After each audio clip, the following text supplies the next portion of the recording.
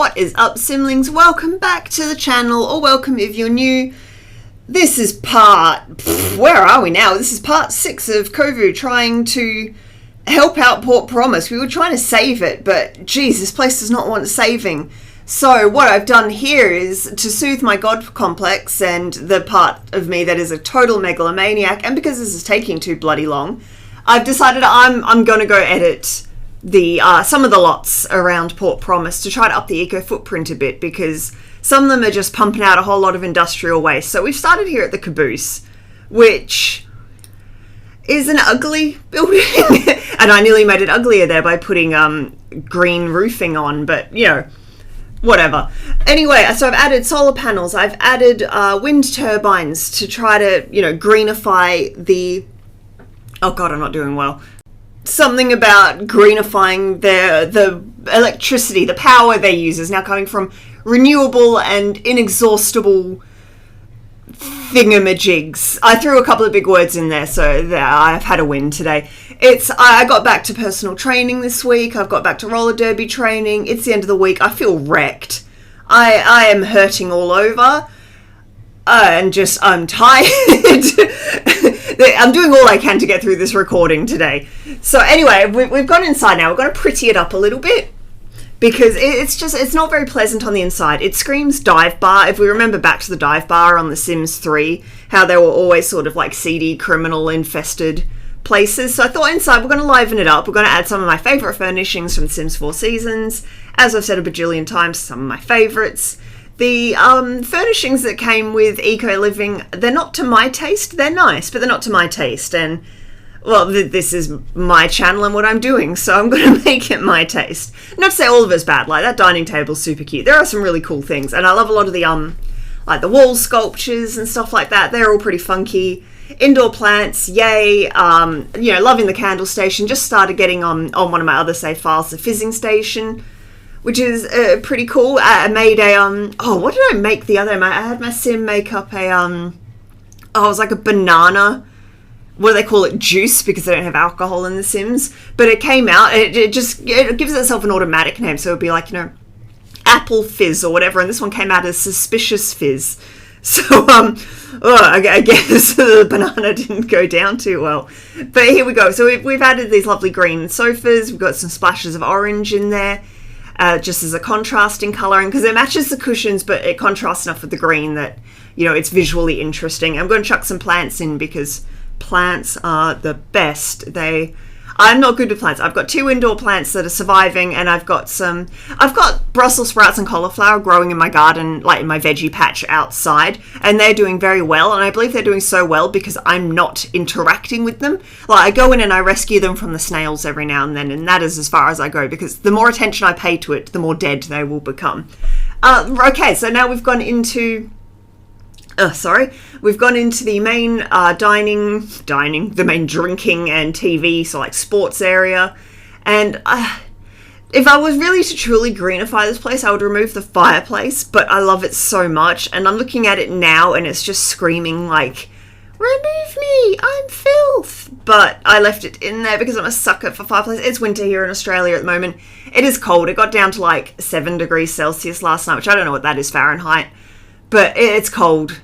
And just looking at that heater just gave me all sorts of warm feelings. I didn't want to remove it. So, I don't know. We'll see how we go. I have had a little play since, and I'll let you know towards the end of the video how the greenifying of Port Promise went. Yeah, I know. I won't give you any spoiler alerts. But anyway, I added this huge rug. I love this rug with the yellows and the oranges, and just... So, the warm colouring is just really nice. Changed the bar stools because the previous ones were just... They looked ugly and uncomfortable. Like, I prefer seats with a bit of back support. I don't know if that's... I'm not lazy. I just don't want to fall off my bar stool, okay? Like, is that so much to ask for? A little bit of back support. It's not ergonomic at all. Added some... All right, moving on. Let's not talk about ergonomics. Added some green curtains to the little sitting jukebox and TV area where the green sofas are. Yeah, just, once again... just mixing up the colours a little bit of complement and contrast going on there. But I was super proud of that. I think that came up really cute and we will see how we went with the power solutions there. So we've moved upstairs to the bathrooms. There's not much up here. It's quite a plain. I mean, it is just bathrooms. You don't want to be attracting people up here for unnecessary reasons. So I was helping myself to one of the pre-built bathrooms here. As you can see, that's the one that came with Tiny Homes. Was that what's got Tiny Living? That's the one. Because I love the colour scheme. I love the, what would you call it? It's like a peacock blue. So I sort of went with a bit of that. So it sort of mixes in with the green downstairs, but it's on its own enough to be interesting. You don't want everything too same in most cases. I mean, in some cases, sure, but in most cases, you want a little bit of difference between each room. Otherwise, it looks fake. I don't know. It looks a bit Stepford if you make everything matchy, and I don't like that. So here we go, just decorating, adding these gorgeous plants here in the corner. Messing around. I'm trying to do this all in as few recordings as possible because I'm trying to teach myself to talk for longer amounts of time without, cutting and chopping and blah, blah, blah. But yeah, so just decorating, colouring, messing around. I love these like woven rugs that come with some of the packs. I think it was like the laundry day stuff pack. I love those rugs. They're really, really cool. And where did we go next? We went to this house.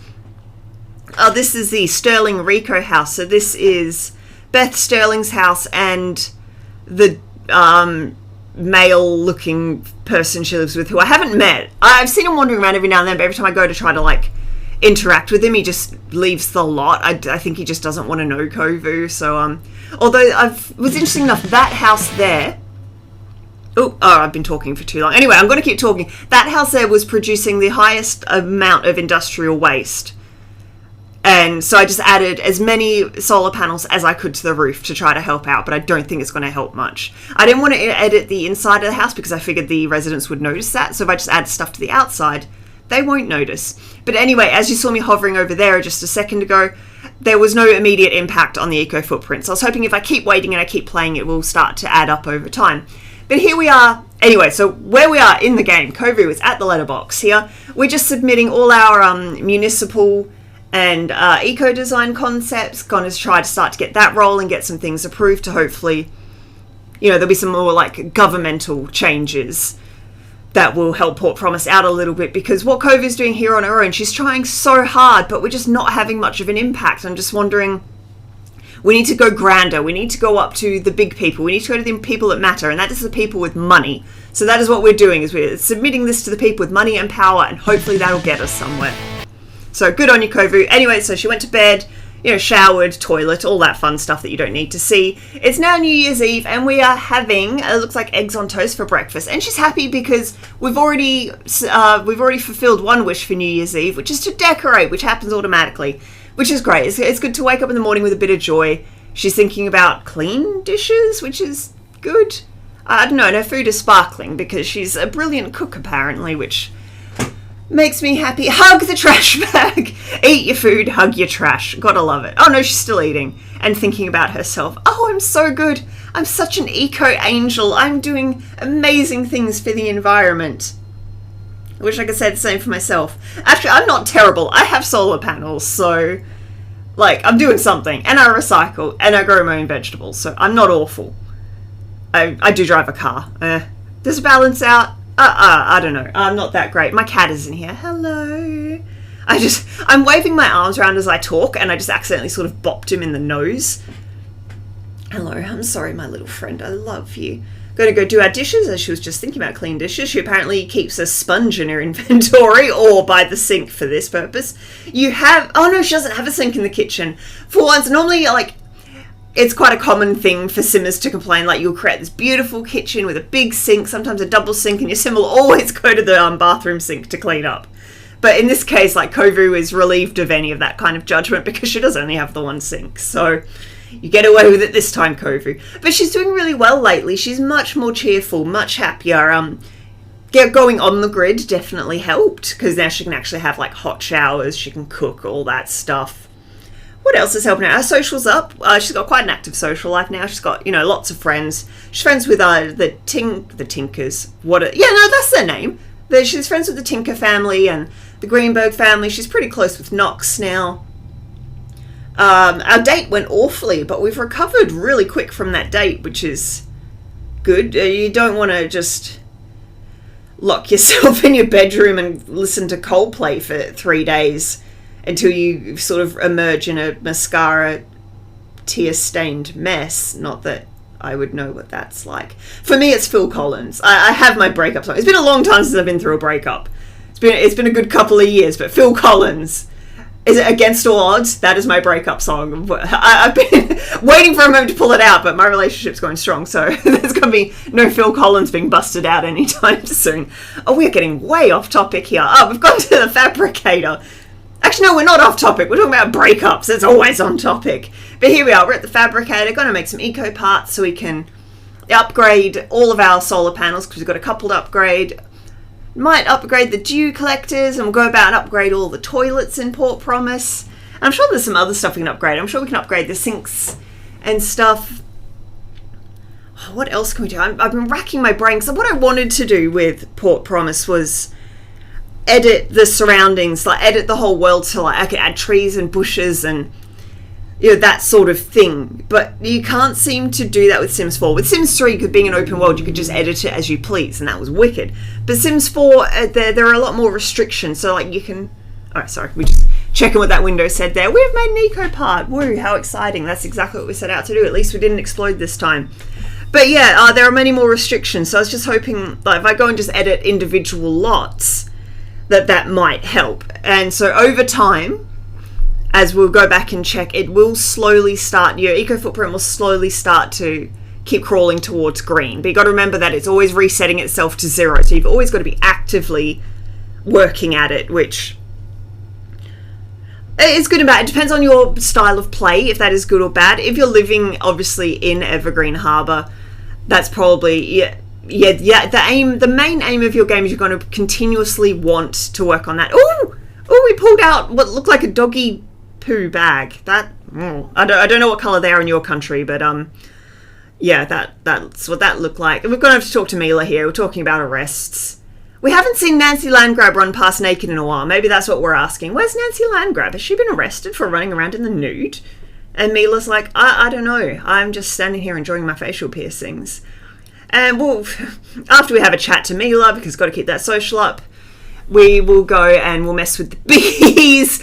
We will bond with the bees one day. I am determined. We will bond with the bees.